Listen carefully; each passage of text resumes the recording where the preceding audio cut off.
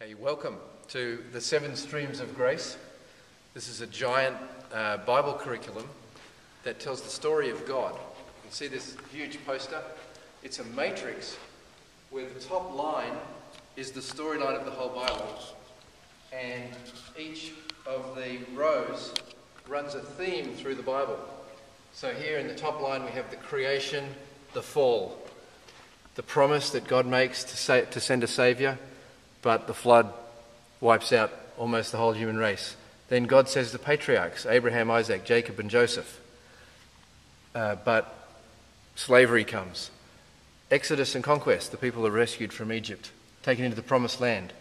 But anarchy, the time of the judges, everybody does what is right in their own eyes.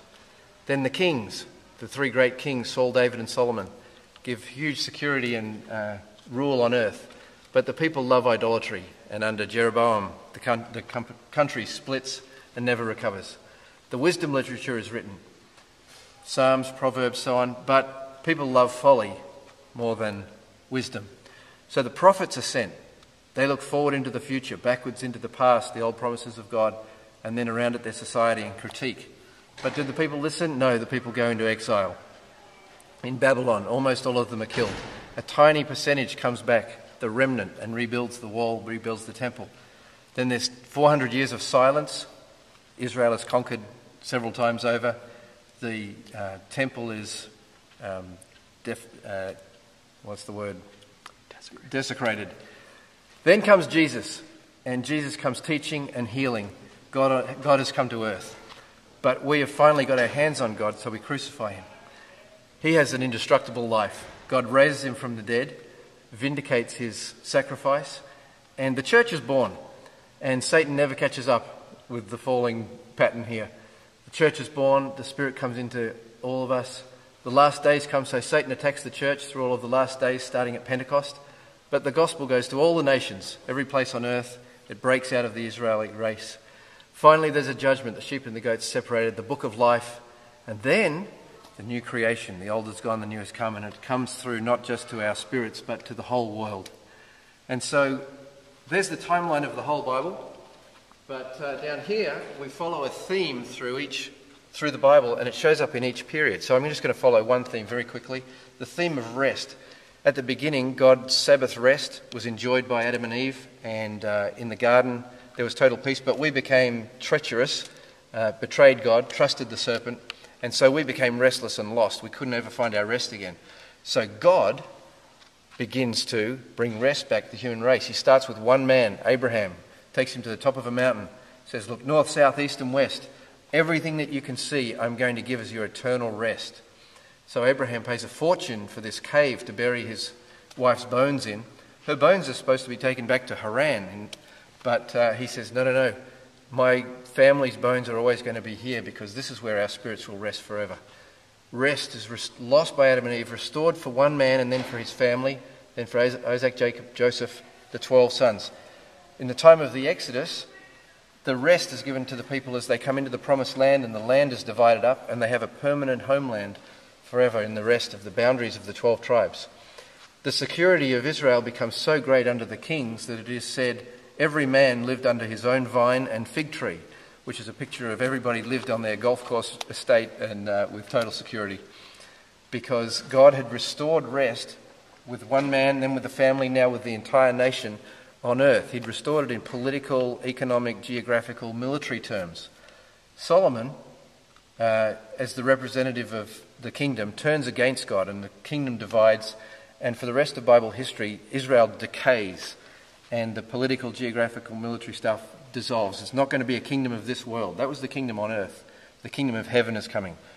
The wisdom literature, Psalm 23, the Lord is my shepherd, still waters, the rich grass, he quiets my soul. The rod and staff comfort me. We'll live in the house of the Lord forever. So there's rest and security talked about in the wisdom literature. Then in the time of the prophets, there are crazy prophecies. There's going to be a king who's going to come riding a donkey instead of a war horse, and he's going to declare peace instead of declaring war. He's going to even make peace between the wolf and the lamb. He's going to be from the tribe of David. There's more things there.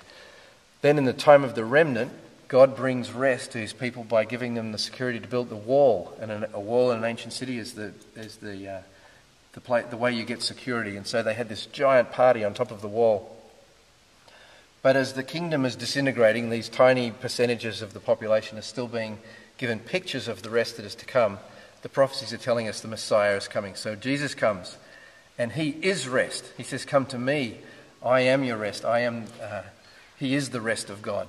And you'll find rest for your souls, not just for your bodies, not just with walls or a city."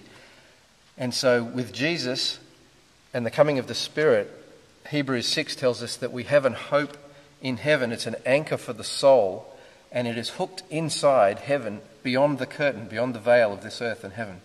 And so our security and our rest is permanent, even though in this world we mostly never experience rest. We suffer distress, persecution, and the troubles of this world, but our rest has been eternally secured. Finally, in the time of the new creation, we'll come to a city with foundations, whose architect and builder is God. We'll have a real home, a real place, my Father's mansion.